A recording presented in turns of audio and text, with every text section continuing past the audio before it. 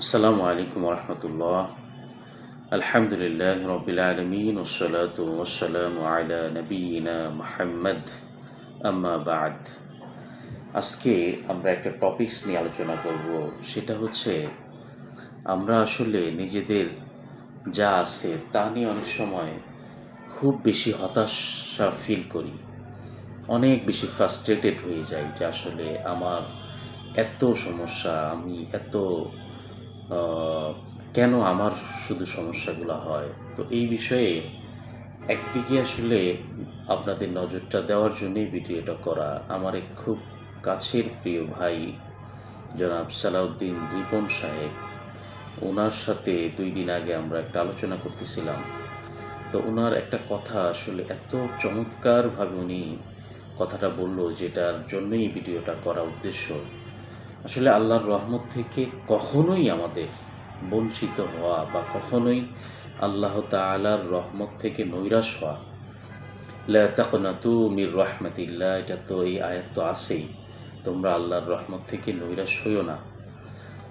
তো এইটা আল্লাহ তাআলা বললেন, এই আয়াতের মাধ্যমে আল্লাহ তাআলা আমাদেরকে তার অসীম রহমতের সমুদ্রের দিকে ইশারা করলেন।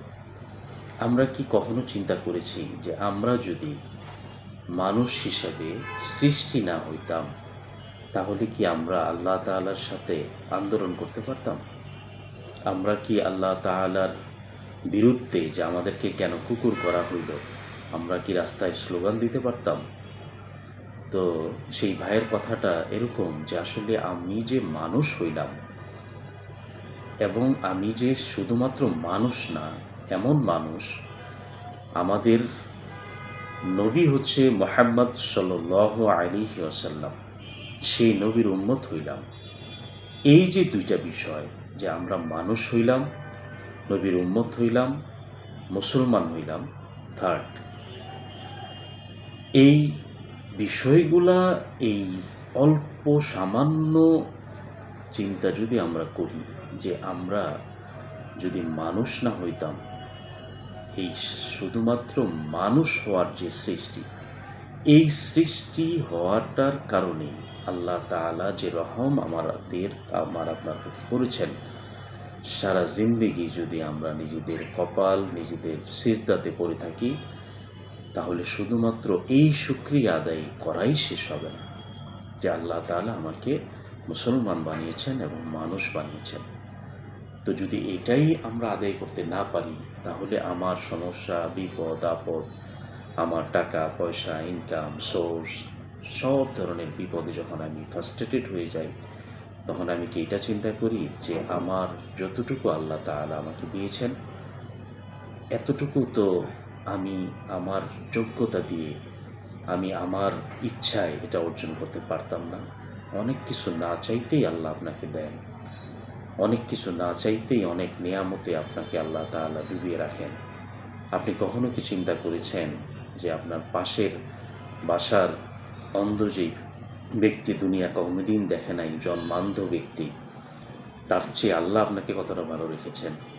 আপনি কোনোদিন চিন্তা করেছেন হার্ট ফাউন্ডেশনে আজকে হাজারো রোগীর ওপেন হার্ট সার্জারি হচ্ছে আজকাল, সপ্তাহে, প্রতি সপ্তাহে, প্রতিদিন আপনার হার্ট ভালোভাবে চলতেছে।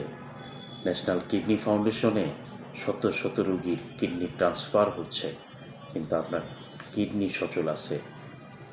চক্ষু বিজ্ঞান ইনস্টিটিউটে কত মানুষ নিজেদের চোখের চিকিৎসার জন্য, অপারেশনের জন্য সিরিয়াল দিয়ে বসে আছে, অথচ আপনার চোখ আলহামদুলিল্লাহ দিব্যি ভালো আছে।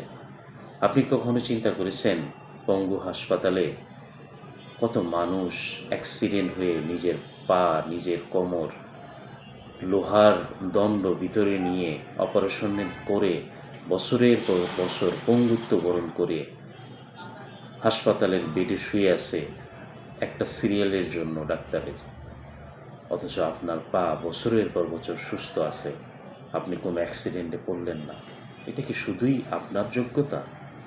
এটা কি শুধুমাত্র আপনার মাধ্যমেই আপনি করতে পেরেছেন, নাকি এইখানে এমন এক রবের কারিগরি আছে, যে রব আপনাকে আসমান থেকে ভালোবেসে আপনার জন্য এই আয়োজন করেন?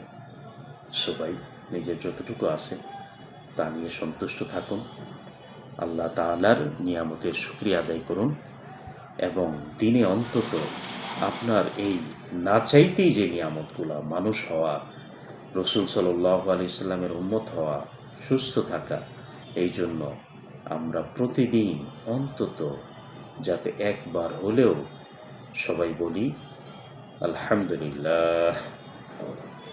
আল্লাহ, আমরা আপনাকে ভালোবাসি, আপনার নিয়ামতের শুকরিয়া আদায় করি।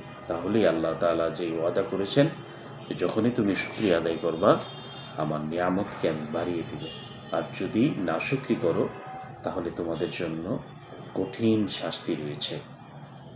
আল্লাহ তাআলা এই সামান্য কথাগুলোকে আমলে এনে আমাদেরকে ধন্য করুন। আসসালামু আলাইকুম ওয়া রাহমাতুল্লাহ।